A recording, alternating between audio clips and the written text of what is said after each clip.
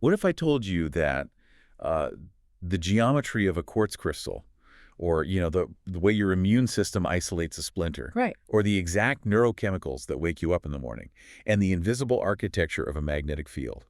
What if I said they're all running on the exact same hidden mathematical engine? It's a pretty wild premise. It is. But today we're basically tearing up the blueprints of our daily assumptions to look at the master code underneath all of it. So thank you for joining me in the clearing. It is so good to be here. And tearing up the blueprints is exactly the right phrase for this, because what we are about to discuss requires dismantling basically everything we think we know about how existence operates. Right. Because usually when we talk about a physical theory or really any kind of structural knowledge, there's this comforting expectation of objectivity. Yeah, that classical view. Exactly. It's like engineering. You break your arm, the x-ray shows that jagged white line, and the doctor points to it and says, there it is. Because it's measurable. Right. It's measurable, it's categorized, and most importantly, it feels entirely separate from you, the observer. It's a thing happening in the world. We really like to imagine the universe as this giant clockwork container, like an enormous empty room. And inside that room, you have stars, planets, X-ray machines, doctors, and you. Yeah. We assume the room is out there, and we are just, wandering around inside it. But our mission for today's deep dive is to explore the ultimate blueprint of how absolutely anything persists at all. We are diving into the grammar of recursive closure. Yes, we are. And to do this, we are anchoring our entire journey on a foundational text called the minimum closure, alongside its operational companion phase-encoded recursion. And from the very first page of this material, that X-ray machine is broken. We have to leave our standard worldview at the door. We absolutely do. If we are going to talk about the minimum closure, we have to establish a fundamental epistemological shift right now before we go a single step further. Okay, lay it on us. If you are listening to this, you have to temporarily suspend your standard assumptions. We are not talking about a universe that exists out there. We must not install an exteriority. Okay, let's unpack this immediately, because that is a massive, almost dizzying hurdle. When you say we must not install an exteriority, my brain automatically rebels. I get that. It's a big shift. Like, if there is no out there, if there is no external universe functioning independently while we sit inside it, wait, where is all this happening? Am I just imagining the microphone right in front of me? No, you aren't imagining it, but you are misattributing where and how it occurs. The universe does not exist outside of us. Rather, the universe occurs within awareness, under address. Within awareness, under address. Yes, what occurs here and now, Yeah. exactly where it is known. Let me push back on that a bit, because it sounds dangerously close to solipsism. The whole, if a tree falls in the forest and no one is around to hear it, it doesn't make a sound thing. Right. Are you saying the universe just disappears when I close my eyes? No, not at all. I am saying that the very framing of that question relies on the false concept of the giant empty room. Okay, how so? When I say the universe occurs within awareness, I am not talking about your human ego or, like, your optical nerves. We are looking at the foundational conditions under which anything appears at all. So bigger than just human perception. Much bigger. We are not describing objects floating in an empty void. We are describing the condition of articulation itself. Without awareness, there is literally no where for a universe to be. So naturally, my instinct is to reach for words that feel big enough to hold this. I want to say we are talking about consciousness, or that we are unlocking the fundamental nature of reality. And I am going to have to strictly push back on those words. Really? Yes, we must absolutely refrain from using the words consciousness or reality today. Boy, those seem like, well, the only words in the English language heavy enough to describe what you're talking about. They seem heavy, but they're actually incredibly sloppy. Those words are profoundly unhelpful here because they collapse distinct operative categories into this vague, mystical soup. Mystical soup, okay. They blew the mechanics. The word consciousness carries thousands of years of philosophical baggage, psychology, spiritual projection, and reality assumes an objective out there. Which we just threw out. Exactly. If they are used at all, it is only to demonstrate how they fail us. If we want to understand the generative grammar of persistence, we must instead use a highly precise grammar. 3 words. Give them to me. Awareness, address, and occurrence. Awareness, address, and occurrence. Okay, I'm writing those down. Yes, those three terms keep the operation mathematically and structurally clear. If we just throw our hands up and say, oh, it's all consciousness, we lose the structure. We lose the lattice. You can't build an engine out of a feeling. You cannot build a geometry out of a vague feeling. No. Okay. Awareness, address, occurrence. We are keeping the X-ray machine turned off. We are ignoring the giant empty room, and we are looking at the grammar itself. Exactly. So let's walk through the minimum closure. This is the spine of our deep dive today. Everything we are going to talk about, from sacred geometry to electromagnetism to how your immune system fights a virus, is anchored right here. It is the foundation. Let's start at the absolute root, the substrate articulation. Let's begin with the concept of pure availability, which the text denotes as Q. Q. Think of the absolute ground state. Before anything shows up, before any form or structure or thought or physical object appears, availability simply is. So it's like a blank slate or a completely dark room waiting for someone to turn on a light bulb. No, even that is too concrete. You're still trying to install an exteriority. I am. Yeah. A slate is a physical thing. A dark room has dimensions, right? It implies space. Right, because a slate is an object that already exists. Keep trying to build the room. It's a hard habit to break. Q has no location. It has no extension in space. It has no prior conditions. It is not the slate. It is the capacity for a slate to exist. Oh, wow. The capacity. Yes. It is the pure, unarticulated potential for anything to be known at all. It is the raw condition for articulation. Pure availability. Q. It's almost impossible to visualize because any visualization is already a step too far. Precisely. But a capacity alone doesn't build a universe. Potential doesn't do anything by itself. Something has to happen, right? The engine has to turn over. What happens is that availability references itself. The text calls this Q star. Self-reference. Q star. Now, pay very close attention here. There is no outside observer introduced. There is no second term. There is no God stepping in to look at the availability. It is self with self in non-identity. Self with self and non-identity. That is a massively dense phrase. Let's break that down. If I look at myself in a mirror, that's self-reference, right? Only metaphorically. Because in a mirror, you have the original you, the physical glass of the mirror, the photons of light bouncing between you, and the reflected image. Lots of moving parts. Right. That's a highly complex system with distance and space. In pure Q star, there is no space yet. So how do I picture it? Think of it purely structurally. Think of it as an asymmetry. When availability references itself, it creates a two-sidedness out of absolutely nothing. And that two-sidedness is the reference itself. It's not a thing looking at another thing. Exactly. It is the structural asymmetry of self-reference. So just by the sheer logical necessity of referencing itself, it splits into an asymmetry, a relation. And from this single move, this self-reference, the foundation is poured. Yes. From this self-reference, an initial ternary emerges. Three aspects fall out simultaneously. They don't happen one after the other. No, they do not happen sequentially. They emerge as one indivisible articulation. They are initiation, modulation, and stabilization. Initiation, modulation, stabilization. Okay, I can feel a structure forming now. It feels like music. A note is struck, the sound wave shapes the air, and the room holds the resonance. That's a very helpful analogy. And if we view these three aspects from the perspective of where anything is known at all, which again is the only place anything is ever known. Right, no empty room. Right, these three map directly onto the precise terms we established earlier. Awareness, address, and occurrence. Precisely. Initiation aligns with awareness, that within which anything is available. Modulation aligns with address. The orientation self takes to self. And stabilization aligns with occurrence, what actually shows up. So awareness isn't some magical ghost in the machine, and awareness, address, and occurrence aren't three separate mechanical parts bolted together on an assembly line. No, they are one indivisible articulation viewed from three angles. They require each other. They are completely indivisible in their relation. You cannot have an occurrence without an address pointing to it, and you cannot have an address without the awareness within which it occurs. You've got it exactly. But here's where my logic trips up a bit. We have this initial ternary.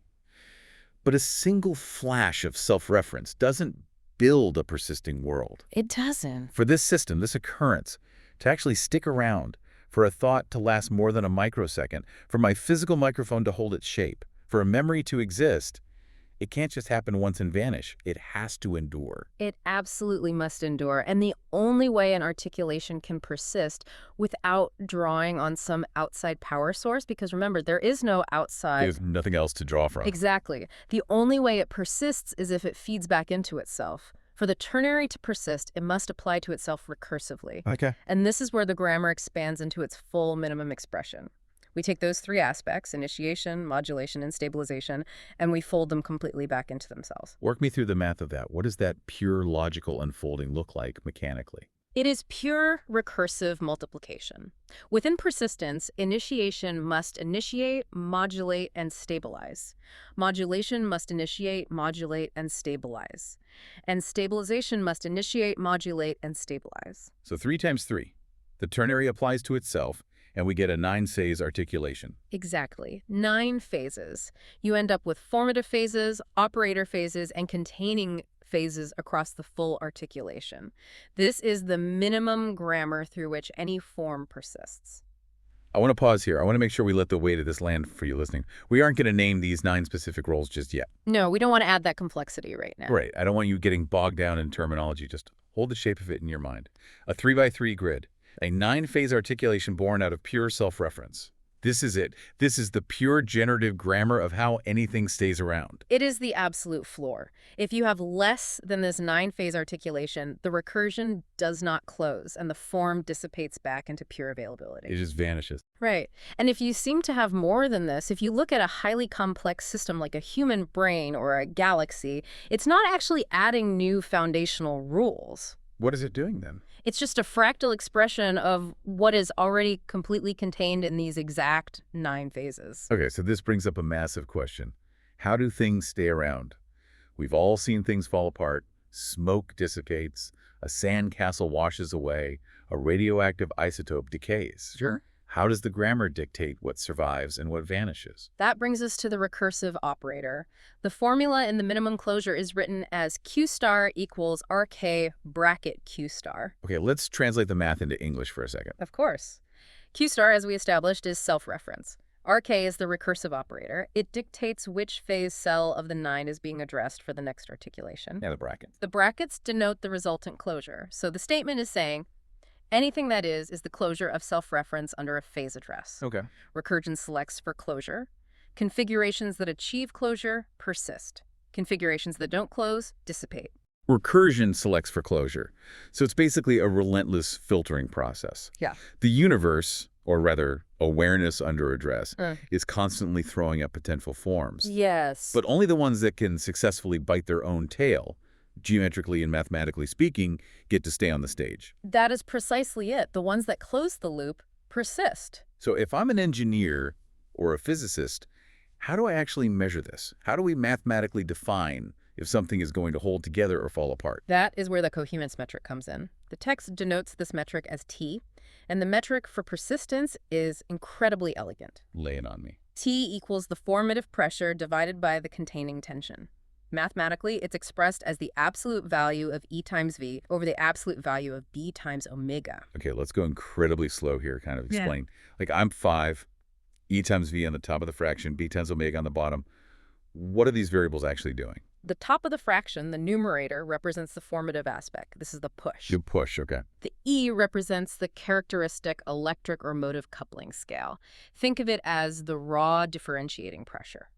The urge to separate and expand. And the V. The V is the propagation velocity. How fast that separating pressure is moving outwards. So the top half of the fraction is pure outward pushing energy. Exactly. On the bottom of the fraction, the denominator, we have the containing aspect. This is the pole. The pole. Right. B represents the containing field strength, the integrative magnetic tension holding things together. And omega is the characteristic oscillatory rate of that containment, how frequently the boundary is vibrating or reaffirming itself. So you have the outward pushing formative stuff on top and the inward pulling containing stuff on the bottom. Yes. I'm imagining blowing up a balloon. The air pressure I'm forcing into the balloon is the top of the fraction, the formative push. Right. The rubber of the balloon itself, trying to snap back and hold its shape, is the bottom of the fraction, the containing tension. That's a highly functional analogy. Now, what happens mathematically when you divide the top by the bottom? You get a ratio. Right. And when this metric, T, approaches the number 1, when the formative pressure exactly matches the containing tension, the system maintains coherence. It persists. It achieves closure. Because 5 divided by 5 is 1. 100 divided by 100 is 1. If the push equals the pull, you have perfect balance. Correct. But if the top number is much higher, if the outward push vastly exceeds the containing tension, the balloon pops. The system dissipates outward. And the other way around. If the bottom number is much higher, if the containing pull crushes the outward formative pressure, the system collapses inward. It's like riding a bicycle. If you pedal too hard without enough gravity and friction holding you down, you fly out of control. Yeah. If gravity is too strong and you don't have enough forward momentum, you tip over. That's a great way to put it. But when the forward push perfectly balances the downward pull, you achieve a dynamic coherence. You just keep rolling. Exactly. And this dynamic coherence, this achieving of closure where T approaches 1, leads us directly to the scaling law. Because it doesn't just stop there. No. Because once closure is achieved, the grammar doesn't just stop and say, okay, we made a proton, let's pack it up. It scales ad infinitum. And this is where things get truly fractal. My brain always goes to Russian nesting dolls here. You have one solid closed doll, and it sits perfectly inside a bigger doll. And that sits inside an even bigger one. Is that the scaling law? The nesting doll is the most common analogy, but we need to refine it significantly. Oh, really? Well, Because a nesting doll is passive, they just sit inside each other, they don't interact. The scaling law of recursive closure is entirely active. It is an operative engine. active how? How does a closed system scale actively? Let's follow the logic carefully. When closure is achieved at one level, when the formative perfectly matches the containing, that entire closed system actually instantiates as the containing condition at the next level up. Whoa, wait. So the finished balloon instantly becomes the heavy rubber for an even bigger balloon. Yes, closure becomes the new containing at the next level. Then a new formative pressure engages that new containment. It pushes against it. And then what? And when impedance matches, when T equals 1 again, that new closure becomes the containing for the next level, which a new formative engages, and on ad infinitum. Okay, that is profound. It's not a passive doll. The outside boundary of the smaller system actively becomes the inside resistance that the next layer of reality pushes against. Precisely. An atom achieves closure, and the stability of that atom becomes the containing boundary that chemical bonds push against to form molecules. The molecule achieves closure and becomes the containing boundary that biological cells push against. That is exactly the mechanism. Closure is achieved and instantiates as containing at the next level. A new formative engages. When impedance matches, closure becomes the containing for the next level. This is the scaling law. Wow. And the absolute most crucial point here, the thing you must remember, is that the generative grammar remains invariant at every single scale. Meaning the rules don't change just because things get bigger. Exactly. Whether you are looking at the smallest subatomic closure, a biological organ, or the largest cosmological structure of galaxy clusters, the 3x3 9-phase articulation is the exact same. So no scale is, more important than another. No scale is privileged. The universe does not invent new physics when things get large. It just runs the exact same recursive grammar on a larger containing boundary. Okay, my mind is thoroughly blown. But we have established the absolute foundation. We have the minimum grammar, we have pure availability, self-reference, the initial ternary applying to itself to create 9 phases, the coherence metric that measures the balance of push and pull, and the active scaling law that allows it to build ad infinitum. That's the invisible engine. Yes. Now, I am so excited to pivot here, because now that we have the generative grammar, we get to look at how this lattice actually operates in the world we perceive, how it projects through all the substrate densities of our daily experience. We are finally transitioning into phase-encoded recursion. We are. But before we take a single step into those projections, I must explicitly warn you, and the listener, against a very common, very dangerous cognitive trap. Okay, consider me warned. What is it? Do not confuse the projections with the generative grammar itself. What do you mean? It sounds like you're saying don't confuse the map with the territory. It's deeper than that. When we start talking about geometry or electromagnetic fields or biological cells, it is incredibly easy for the human mind to say, the tetrahedron causes this phase, or the immune cell is the fundamental reality. Right, because we can see it. Yes, but no. We must never collapse the projection into the grammar. So the geometry isn't doing the work. Correct. As the text states, the geometry is merely the trace signature of the phase closure. It is what it looks like when the field repeatedly references from a given phase address. The trace signature. The Maxwellian lattice of electromagnetism is just the first projection of addressability into vector and scalar formats. The grammar generates the projection. The projection is not the grammar. Okay, I think I've got a metaphor for this. It's like watching a computer screen. When you play a video game, you see a character run across the screen. But the pixels aren't actually deciding to move. Right. The underlying code, the ones and zeros in the processor, is generating the character. Don't confuse the glowing pixels for the source code. The geometry is just the pixels. The grammar is the code. That is an excellent way to hold it. So with that caveat in place, let's look at the mechanics of this 3x3 lattice. To navigate it, we need a coordinate system. Makes sense. The text introduces the CRA encoding. C stands for column, R stands for row, and A stands for arc. Column, row, arc. So operator, context, propagation. Yes. The column identifies the operator. This is what is actually initiating the action or the pressure. The row identifies the context, the field environment where the recursion is occurring. And the arc identifies the propagation path, how the pressure travels or connects within the lattice. And on each of those three axes, column, row, arc, there are three possible forces or roles, right? Because it's a ternary system: electric, magnetic, and field. We need to define these right now because we're going to use these words a lot, and they mean something very specific here. Yes, in this generative grammar, electric means differentiation. It is the push, the separation of gradients, the outward centrifugal drive. Electric is the push. Got it. What about magnetic? Magnetic means integration. It is the pull, the relational tension, the inward centripetal draw. It brings things together. Magnetic is the pull, and the third one, field. Field is the mediator. It represents phase lock, dynamic stability, and impedance matching. It is the environment that allows the electric push and the magnetic pull to interact without destroying each other. Push-pull imbalance. Electric, Yeah. magnetic field. Okay. Yeah. We have our map. We have our 9 cells in a 3x3 grid. Now we are going to walk through them. Yes, and we aren't just jumping around randomly like a game of bingo. The text outlines a very specific path through the grid called the backward S traversal. The backward S. And importantly, we must follow this exactly. Do not skip around. The backward S traversal is exactly the order in which the recursive cycle unfolds in nature. How does it move? We start at the top left cell, move across the top row from left to right. Then we drop down to the middle row, but we move right to left. That's the backward curve of the S. Oh, I see. Then we drop to the bottom row and move left to right again. 9 steps. We are going to walk through every single one. And for each of these 9 addresses, we're going to do something incredible. We're going to look at the immutable role in the grammar, what the underlying code is doing. Exactly. And then we're going to look at 4 different projections in our perceived world: the Maxwellian lattice of electromagnetism, the polyhedral lattice of 3D geometry, the immune lattice of our biology, and the circadian walk of our daily neurochemistry. And we must cover them in exactly that order for every cell. Immutable role, Maxwellian, polyhedral, immune, circadian. This traversal across substrate densities continues to stabilize the lattice grammar for the one to whom it is known. Let's dive into the matrix. The top row is the outward sweep, the formation row. Address 1, the very beginning. The phase signature here is 39. The CRA encoding is EEE. Electric operator, electric context, electric arc. What is the immutable role here?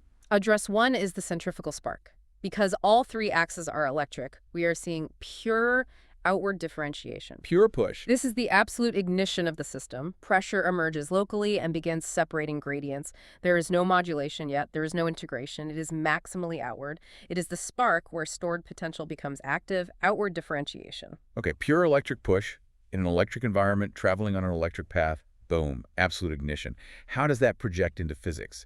The Maxwellian lattice. In electromagnetism, this corresponds perfectly to Gaussy or electric divergence. Gaussy. Right. Gauss's law for electricity describes how electric field lines radiate outward from a local charge density in all directions. It is local charge producing outward field differentiation. It perfectly mirrors the centrifugal spark. So an explosion of lines radiating from a point. Now, what does a spark look like geometrically? What is the polyhedral projection of EE?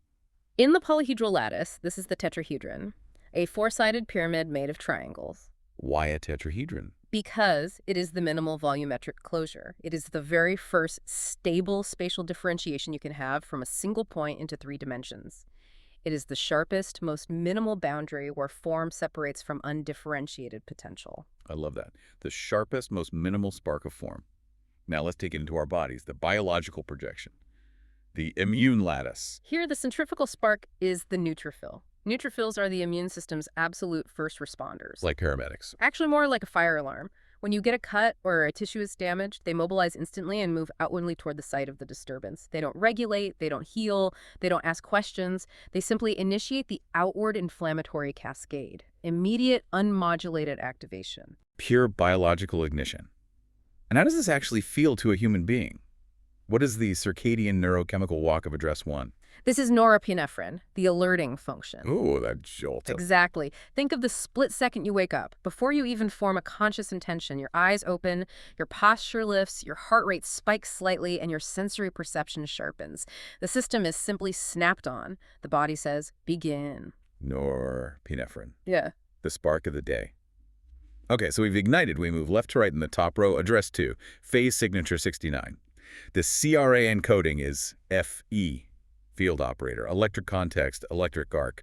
What changes here? This is the exploratory scaffold. The differentiation pressure is still propagating electrically, still moving outward, but look at the encoding. The operator has shifted to field. F instead of E. Yes. This is a profound shift. This means we are introducing the first element of organization. Instead of pure random explosion like the spark, the outward movement becomes guided. So the raw energy is building a structure to explore through. Exactly.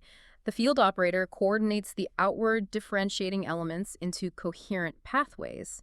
The motion is no longer just a way, it becomes directed exploration. So in the Maxwellian physics projection, how does that look? This is the electric hinge, or the E hinge. It represents electric pressure moving through field mediation. The outward differentiation continues, but the field organizes the pathways through which that motion unfolds. So it's not just exploding blindly anymore. Right. The energy is hinging along structural lines rather than just radiating blindly. And the geometry. We've moved past the spiky little tetrahedron. What is the polyhedral lattice of the exploratory scaffold? The dodecahedron. It is composed of 12 pentagonal faces. Okay, more complex. Much more. Unlike the minimal, sharp ignition of the tetrahedron, the dodecahedron has expanded structural connectivity. Its faces provide multiple, complex pathways of relational continuity. It is literally a geometric scaffold for relational exploration. A scaffold of pathways. And in the immune system, if the neutrophil was the blind first responder, who are our explorers? The dendritic cells. They are the scouts of the immune system. They extend these long, branching dendritic structures, literally pathways, through the tissue. What are they doing? They are sampling the environment, mapping it, capturing antigens. They don't just dump toxins, they organize the pathways through which the rest of the highly tailored immune response will proceed. They are mapping the territory. And in my morning routine, I've already sparked awake with norepinephrine. What's the neurochemical of the exploratory scaffold? Dopamine. The vectoring function. Dopamine. After you are awake, that raw momentum needs a direction. Dopamine vectors your attention outward. Curiosity activates. You look at your phone, you start moving toward the kitchen to make coffee. Energy organizes into pursuit. The body says, move toward. Move toward. I could literally feel that transition in my daily life. The shift from just having my eyes open to actively seeking out my morning routine. Okay, moving to the end of the top row. Address 3. Phase signature 99. The CRA encoding is MEE, magnetic operator, electric context, electric arc. What is the immutable role? This is the diffusive crest. Here, the outward expansion of the first row reaches its absolute widest extent. The context and propagation are still electric, but the operator is now magnetic. The pull operator. This is critical. This means the outward push is finally encountering the integrating, pulling tension of the field. So it's like a wave hitting its maximum height. It can't go any higher without breaking, but it hasn't started falling yet. It's just spreading out at the top. That is a perfect visualization. It's the point where outward expansion has saturated the field. It has reached the end of its leash, and it prepares to redirect. What's the Maxwellian physics operator for the crest of a wave? The magnetic mirror pole. In plasma physics, this is a fascinating phenomenon. How does it work? When charged particles are traveling outward along magnetic field lines, they eventually encounter regions of increasing magnetic tension, the mirror pole, At this boundary, they can't push any further. They slow down, they diffuse outward sideways along the boundary, and they prepare to reflect or reverse direction. It is the absolute boundary of expansion. And geometrically, what is the shape of maximum diffusion before a turn? The icosahedron. It is an incredibly highly symmetrical form made of triangles and pentagons. It sounds huge. It is. Its geometry spreads relational connections evenly across a very broad, almost spherical surface. It embodies maximal relational distribution while maintaining structural coherence. It is as spread out as you can get without losing the shape. And our biological broadcaster, Yeah. who handles maximum spread in the body. The mast cell. When activated, mast cells degranulate.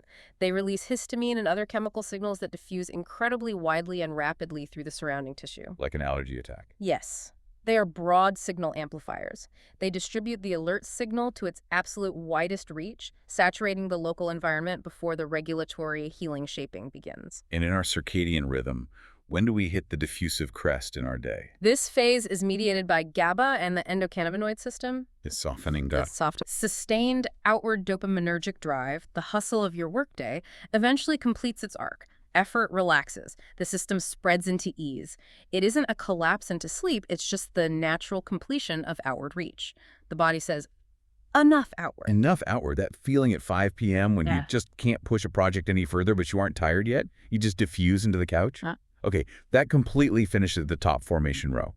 Now, we are following the backward S traversal. So we drop down to the middle row, the modulation row. And because it's a backward S, we don't start on the left. We move right to left. Are correct. Address 4, phase signature 96. CRA encoding is MFE, magnetic operator, field context, electric arc. What is happening? This is the torque hinge. Oh, This yeah. is arguably the most crucial turning point of the entire 9-phase cycle. Why is it so crucial? The outward expansion of the top row has crested and diffused. Now, magnetic integration, the operator, introduces the powerful inward tension necessary to actually redirect the trajectory. The field context stabilizes this massive transition. The system physically pivots from outward expansion toward inward regulation. The torque hinge. The word torque makes me imagine a physical twisting.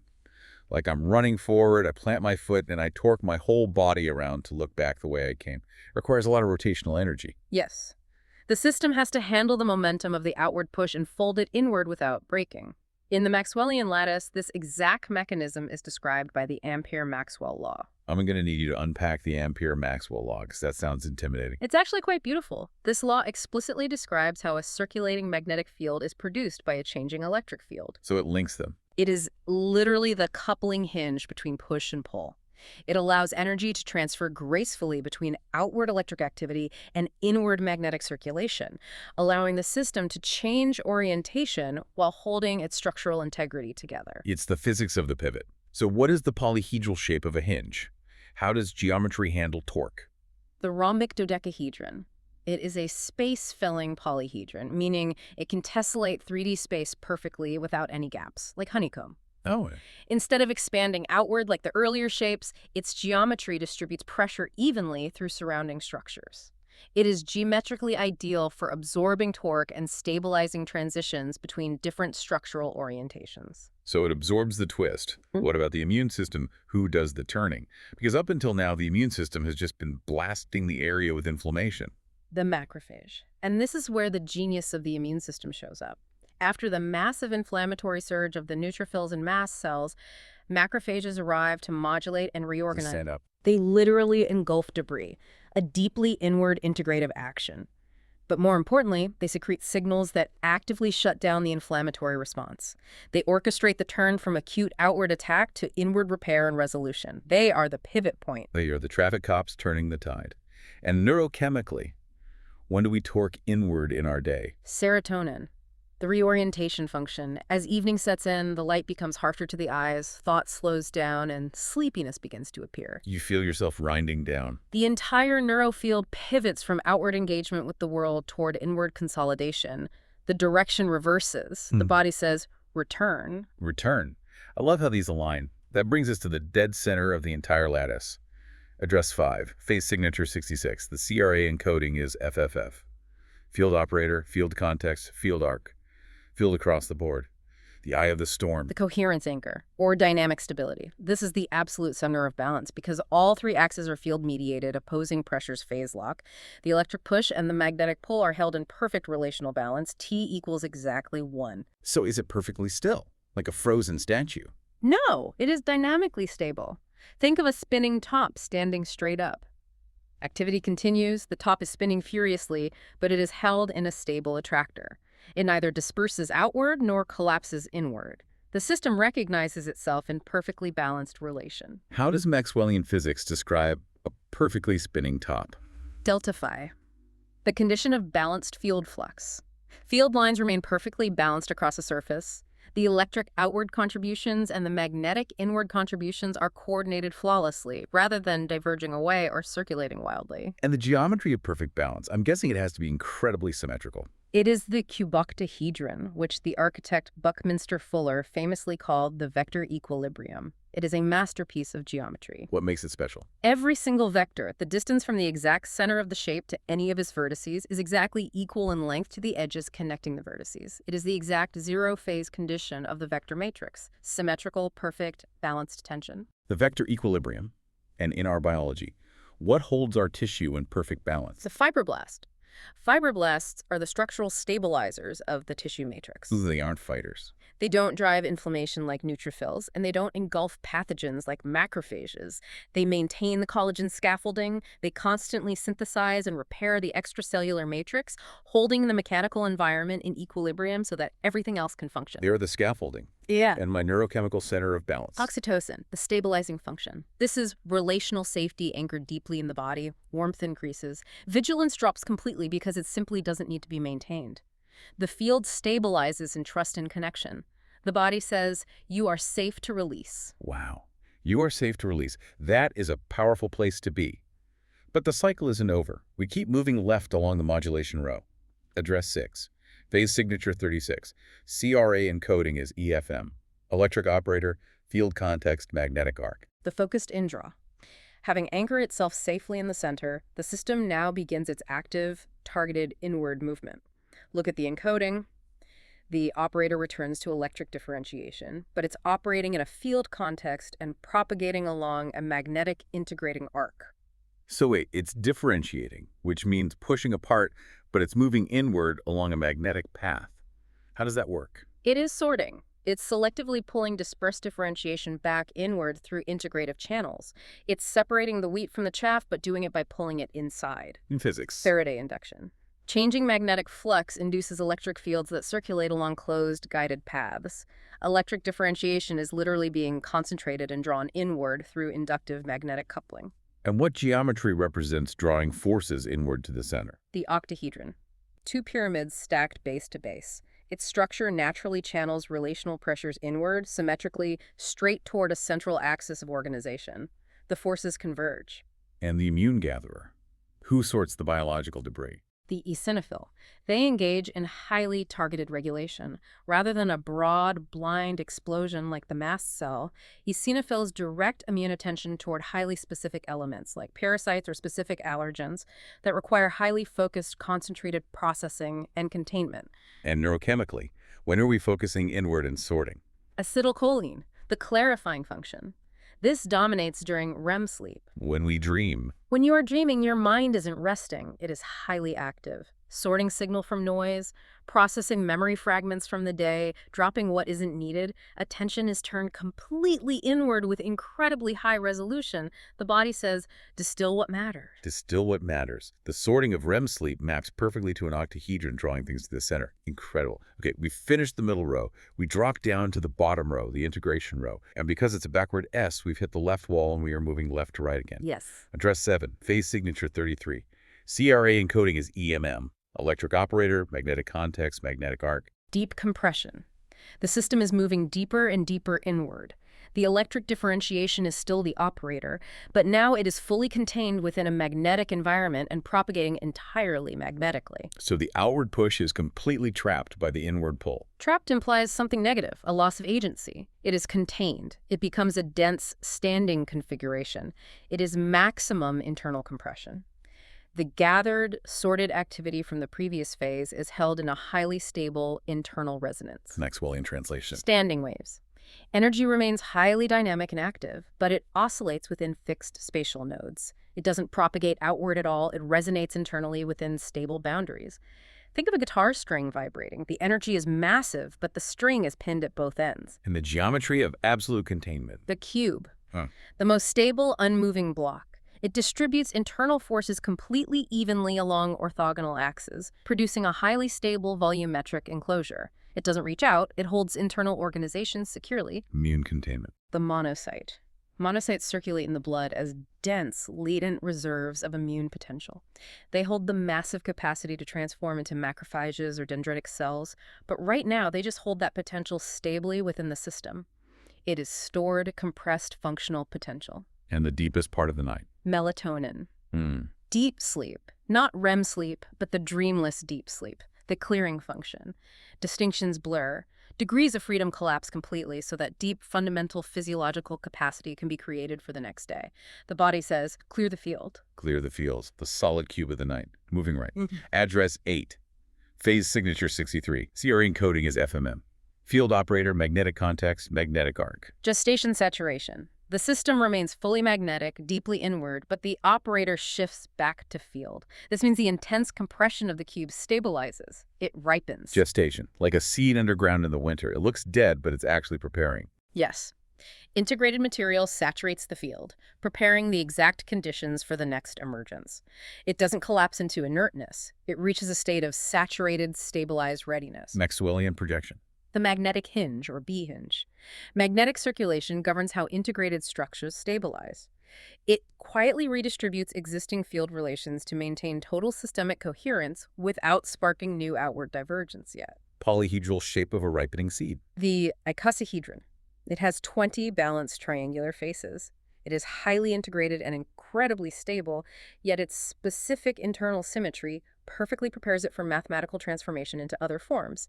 It is saturated structural coherence. Immune gestation. The basophil.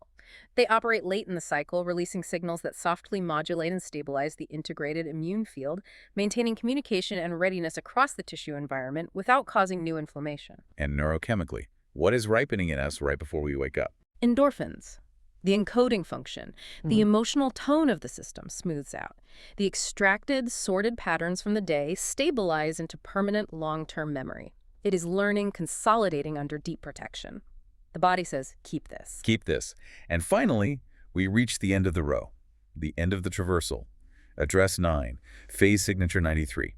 CRA encoding is MMM, magnetic operator, magnetic context, magnetic arc.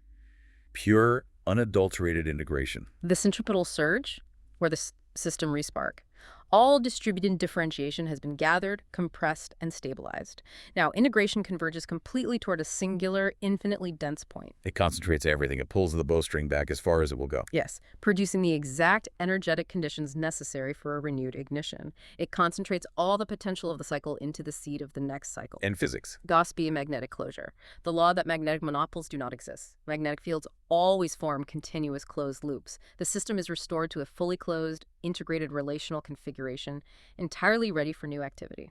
The truncated icosahedron, the absolute culmination of relational organization before the structural dimensional cycles repeat. And biology. This one is fascinating based on my reading of the source text. The natural killer cell, or NK cell. And I want to pause here, because this is where the grammar radically reframes legacy biology. How so? We have been taught for a century to view the immune system as a battlefield, a war. We view NK cells as assassins that respond to cells outside healthy patterns to murder them. The frontline soldiers? Right. But through the lens of recursive phase closure, we see this isn't warfare. It is the maintenance of relational coherence. The NK cell represents the centripetal surge. It is actively restoring systemic integrity and resetting the cellular environment so healthy dynamics can continue. It is coordinated maintenance, not combat. It closes the loop of the tissue's health. That is a profound paradigm shift. It completely changes how we relate to our own bodies. And finally, how do we respark? What is the final neurochemical step before we open our eyes? Epinephrine and cortisol priming. Circadian signals rise rapidly. The body isn't awake yet, but potential is violently concentrating. Cardiovascular tone primes. Blood pressure rises. The body says, prepare! And And then immediately back to 39, the loop closes and feeds into the new scale, eyes open. Norepinephrine surges. The centrifugal spark ignites, and the cycle continues. I am frankly marveling at this map. Yeah. The exact same 9 mathematical steps. A geometric shape, a magnetic field, an immune response, a good night's sleep. It's a cross scale. Prove it to me based on the sources, because right now this sounds a bit like magical thinking. You're telling me that inside a single microscopic spark of dopamine in my brain, there's another complete 9-step grid operating inside of it. How is that physically possible? It is not magic. It is the absolute requirement of the scaling law we discussed earlier. Remember, closure becomes the new containing boundary. Every single phase cell we just walk through, let's say address 1, the centrifugal spark, is a closed system. Okay, yeah. Because it is closed, it acts as a container. And what happens inside a container, the grammar runs again. Just as the scaling law dictates, every single phase cell nests within it yet another complete 3x3 lattice. Ad infinitum. Ad infinitum. It is fractal because the structural relations repeat across scale. It is holographic because each individual phase cell inherently contains the generative grammar of the whole lattice. Any lattice we observe, no matter how vast, is just one phase cell in a larger recursive scale. We remain address first, always. We never leave awareness, address, and occurrence. It makes sense logically, but it's a massive amount of cognitive load to hold all this math, geometry, and biology in your head at once. Mm-hmm. But the source text mentions there's a visual way to encode this, right? To make it accessible. Yes. The visual encoding is critical for human integration. Each phase cell can be represented by a spectral color and a specific visual glyph. So the spark is represented by a symbol. No, that is vital to understand. A glyph is not a symbol representing an idea. It is a visual phase operator. A visual phase operator. Yeah. How is that functionally different from a symbol? A symbol requires cognitive translation. If you look at a red octagonal stop sign, your eyes see the shape, send it to your brain translates the geometry into the linguistic concept of stop, and then sends a signal to your foot to press the brake. It takes time, and it relies on cultural language. The phase glyphs bypass that cognitive translation layer entirely. Oh. The nervous system recognizes the phase relation directly from the geometry of the glyph. Because your body is built of this exact same 9-phase lattice, your nervous system resonates with the visual geometry immediately.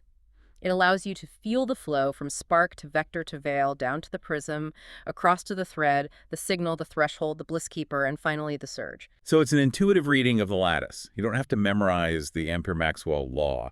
You just feel the phase state. Exactly. It reduces the cognitive load and allows for immediate, fluent navigation of the generative grammar in your daily life.